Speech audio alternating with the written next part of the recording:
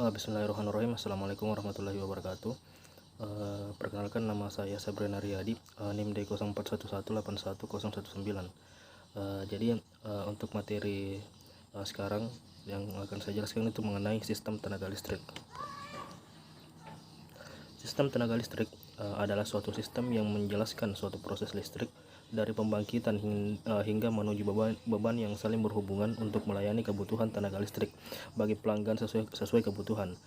Sehingga di dalam sistem tenaga listrik itu terbagi menjadi 3 komponen utama, yaitu pembangkit, transmisi, dan distribusi dan beban. Seperti yang dilihat pada gambar di bawah, di mana pembangkit itu biasanya berasal dari pembangkit listrik tenaga air, PLTP, PLTG, PLTU, dan ataupun PLTGU, yang kemudian ditransmisikan melalui trafo gardu induk yang dinaikkan tegangannya hingga 150 kV. Kemudian sebelum memasuki area distribusi,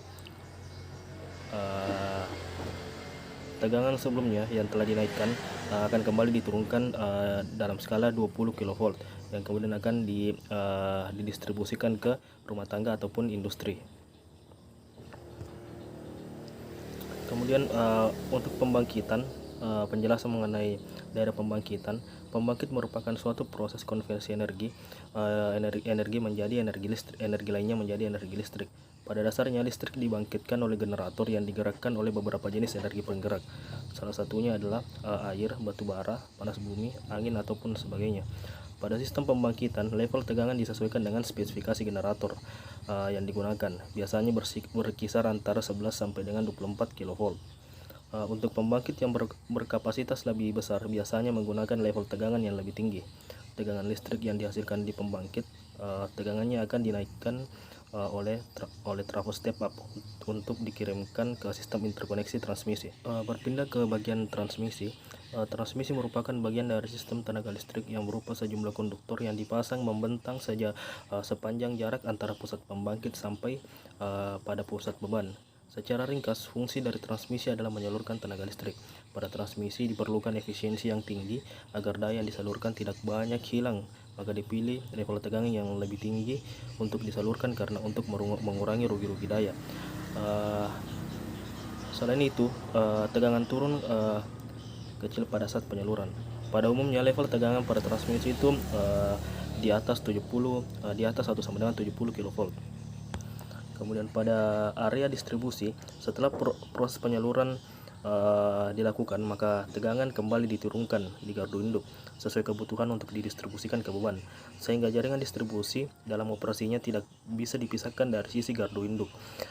Sisi distribusi yang berada di ujung transmisi yang berfungsi untuk mengatur level tegangan transmisi sesuai dengan level tegangan distribusi untuk disalurkan ke beban.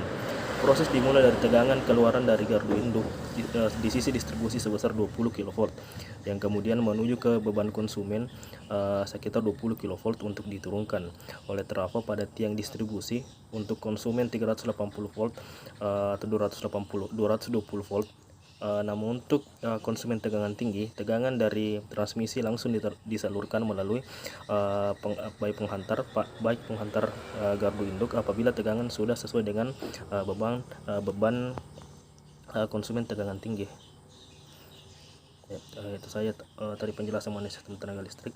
Lebih dan kurangnya mohon dimaafkan. Wassalamualaikum warahmatullahi wabarakatuh. Assalamualaikum warahmatullahi wabarakatuh. Nama saya Nurul Fauzan, NIM D04181331. Di sini saya akan menjelaskan tentang studi aliran daya dan persamaannya. Itu saja. Apa itu studi aliran daya? Studi aliran daya atau load flow study adalah analisis numerik aliran tenaga listrik dalam sebuah sistem kelistrikan. Studi aliran daya kadang disebut juga studi aliran beban. Juga merupakan analisis dan asesmen terhadap kondisi ready state sistem listrik. Sasarannya adalah untuk mengetahui aliran tenaga arus tegangan, daya nyata atau real power, dan daya reaktif atau reactive power dalam suatu sistem dalam kondisi beban apapun. Dalam studi aliran daya, seorang engineer dan konsultan studi aliran daya harus mampu menjawab ini. Poin pertama yaitu beberapa level tegangan di semua node selama operasi. Apakah elemen sistem tenaga, transformator, generator, kabel dan lain-lain sudah memadai atau overload, dan terlihat di mana titik terlemah dari sistem. Analisis dari daya sangat penting untuk pengoperasian sistem tenaga dalam kondisi operasi saat ini, upgrading maupun ekspansi kapasitas di masa mendatang. Studi aliran beban biasa digunakan untuk menyelidik. Yang pertama, pembebanan komponen atau jaringan atau sirkuit. Yang kedua itu profil tegangan bus atau besaran, sudut, fasa, dan lain-lain. Ketiga, aliran daya nyata dan daya reaktif. Keempat, rugi-rugi sistem tenaga. 5, pengaturan tap trafo yang tepat. Langkah-langkah dalam studi arus daya. Yang pertama, pemodelan komponen sistem tenaga dan jaringan. Pembuatan persamaan aliran daya. Yang ketiga itu memecahkan persamaan aliran beban menggunakan teknik numerik. Persamaan analisis aliran beban yaitu FI sama dengan 1 per YI 2 dalam kurung PI kurang JQI per FI elemen N K kurang 1 K tidak sama dengan 1 YIK dan VIK. Sekian presentasi dari saya. Sekian dan terima kasih. Assalamualaikum warahmatullahi wabarakatuh. Langsung ini. Assalamualaikum warahmatullahi wabarakatuh. Perkenalkan, nama saya Aisyah Nubihan dari kelompok 5. Di sini saya akan menjelaskan tentang metode Newton-Raphson. Metode Newton-Raphson banyak digunakan untuk penyelesaian persamaan nonlinear. Dengan metode Newton-Raphson, persamaan nonlinear diubah ke dalam bentuk linear dan digunakan untuk menentukan solusi dari persamaan nonlinear tersebut. Metode ini dapat diterapkan untuk menentukan satu besaran yang tidak diketahui dalam satu persamaan, atau sistem dengan sejumlah persamaan dengan besaran yang tidak diketahui yang jumlahnya sama dengan jumlah persamaannya. Next.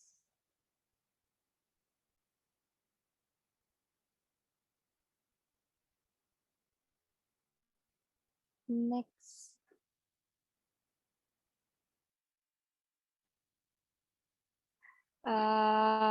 Adapun fungsi nonlinear dengan satu variabel diberikan fx sama dengan 0 sebagai persamaan nonlinear. Setiap nilai x yang memenuhi fx sama dengan 0 adalah akar dari fx untuk mendapatkan akar tertentu. Diperlukan perkiraan awal untuk x pada sekitar nilai akar tersebut dengan perkiraan awal yaitu x0 atau fx0 sama dengan delta F0. Berdasarkan persamaan tersebut, delta F0 adalah kesalahan atau error. Bila X0 bukan akar dari Fx, hal ini ditunjukkan pada gambar 2.2, garis singgung ditarik pada titik di kurva yang sesuai dengan X0, dan diproyeksikan sampai memotong sumbu X untuk menentukan perkiraan kedua dari akar dan seterusnya sampai nilai delta F0. Lebih kecil dari indeks presisi yang ditentukan atau ditoleransi. Garis singgung pada proses ini diberikan oleh persamaan sebagai berikut. Yx sama dengan Fxn tambah V aksen Xn dalam kurung X kurang Xn. Dari persamaan tersebut, apabila Yx sama dengan 0, diberikan rumus untuk perkiraan nilai akar pada setiap iterasi. Xn tambah 1 sama dengan Xn dikurang Fxn per F aksen Xn.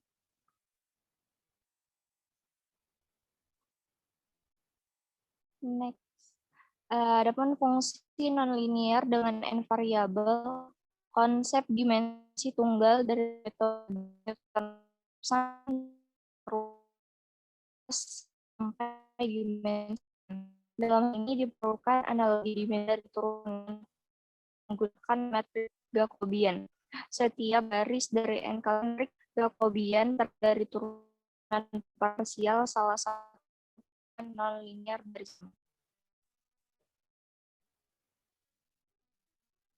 itulah tadi tentang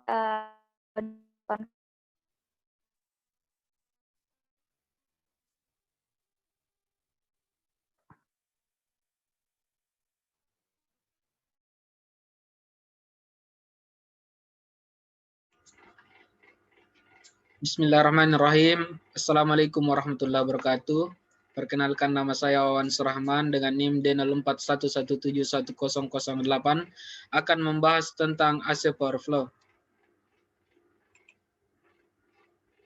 Baik, AC Power Flow. Studi aliran daya atau studi aliran beban adalah analisis numerik aliran tenaga listrik dalam sistem yang saling terhubung.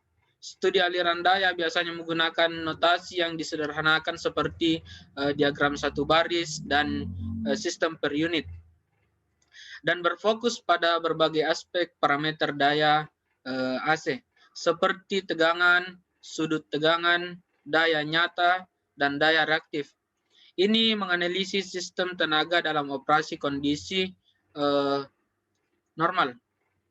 Kemudian, studi aliran daya atau aliran beban ini penting untuk merencanakan perluasan sistem tenaga, di mana masa depan serta dalam untuk menentukan masa depan serta dalam menentukan operasi terbaik dari sistem yang ada.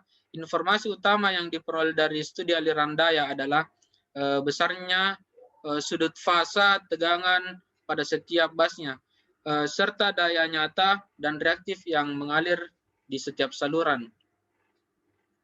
Nah, garis-garis besar solusi untuk menyelesaikan masalah aliran daya yaitu yang pertama, kita harus buat tebakan awal dari semua besaran dan sudut tegangan yang tidak diketahui. Biasanya menggunakan start datar, di mana semua sudut tegangan di-setel ke 0 dan semua besaran tegangan di-setel ke 1,0 per unit. Kemudian yang kedua, selesaikan persamaan keseimbangan daya menggunakan nilai sudut dan magnitudo tegangan tersebut. Yang ketiga, linearkan sistem di sekitar sudut tegangan dan nilai magnitudo yang terbaru. Dan yang keempat, selesaikan perubahan sudut dan besaran tegangan. Yang kelima, perbarui besaran dan sudut tegangan. Dan yang keenam, yang terakhir, periksa kondisi penghentian. Jika sudah terpenuhi, selanjutnya dihentikan. Tetapi jika tidak terpenuhi, maka lanjutkan ke langkah yang kedua, di mana ada beberapa metode yang dapat digunakan di langkah kedua, yaitu metode Gauss-Seidel, metode aliran beban decouple yang cepat. Kemudian yang ketiga, metode aliran beban embedding holomorphic. Dan yang terakhir ada metode backward forward sweep atau BFS. Nah, mungkin itu yang dapat saya jelaskan tentang AC Power Flow. Kurang dan lebihnya mohon dimaafkan. Assalamualaikum warahmatullahi wabarakatuh. Ya, terima kasih atas kesempatannya. Di sini saya akan melanjutkan presentasi dari teman kelompok saya, di mana saya akan membahas tentang DC Power Flow. Di sini untuk mendapatkan pendekatan linear dari persamaan aliran daya, biasanya diasumsikan sebagai bahwa garis lossless adalah RTM sama dengan 0 untuk resistasi ohmik dari jalur yang menghubungkan bus I dan M. Kemudian kedua itu perbedaan fasa kecil, di mana delta Tm sama dengan theta T per theta M sama dengan theta T kurang theta M sama dengan 0. Di mana tegangan konstan besaran sama dengan VII. Di bawah asumsi ini yang biasanya berlaku untuk sistem transmisi tegangan tinggi. Sampai daya aktif AC, bagaimana persamaan pertama disederhanakan menjadi PT minus sigma dari BTRM theta T kurang theta M. Disingkat menjadi P sama dengan minus beta kali theta. Di mana beta adalah bagian imajiner dari matrik admitansi Boussier. Persamaan sebelumnya adalah yang disebut persamaan aliran daya DC. Kemudian perhatikan bahwa dengan tidak adanya elemen sun, aliran daya reaktif menghilang karena asumsi perbedaan sudut yang kecil. Dimana kita lihat pada gambar, dimana di sini ya sudutnya dari daya reaktif sangat kecil. Ya, mungkin itu yang dapat saya jelaskan. Terima kasih atas kesempatannya. Assalamualaikum warahmatullahi wabarakatuh. Perkenalkan, nama saya Anugrah Agung Saputra, NIM D0411811513. Baiklah, kali ini saya akan membahas tentang ordinary power flow. Masalah aliran daya atau aliran beban dinyatakan dengan menentukan beban dalam megawatt dan megavar. Megawatt di sini merupakan satuan dari daya aktif dan megavar merupakan satuan dari daya reaktif, di mana megawatt dan megavar yang akan disuplai pada busbar tertentu dari sistem transmisi dan oleh daya yang dihasilkan dan besaran tegangan pada node yang tersisa dari sistem ini, bersama dengan deskripsi topologi sistem termasuk impedansinya.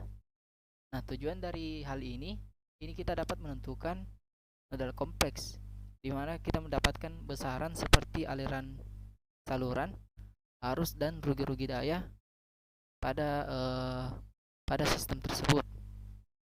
Model sistem transmisi diberikan dalam bentuk yang kompleks karena arus bolak-balik diasumsikan menghasilkan dan menyuplai daya dan beban. Dalam istilah matematika, masalah dapat dikurangi menjadi beberapa persamaan non-linear, di mana komponen nyata dan imajiner dari tegangan nodal adalah variabelnya. Jumlah persamaan sama dengan 2 kali jumlah node. Persamaan non-linear ini juga bisa dikatakan sebagai persamaan kuadratik. Nah, kita dapat menggunakan teknik gradien dan relaksasi. Di sini merupakan salah satu-satunya metode untuk menyelesaikan masalah dari sistem ini. Nah, setelah kita selesaikan permasalahan tersebut, kita akan mendapatkan hasil yang dimana informasi tersebut kita dapat sebagai operator atau perencana sistem.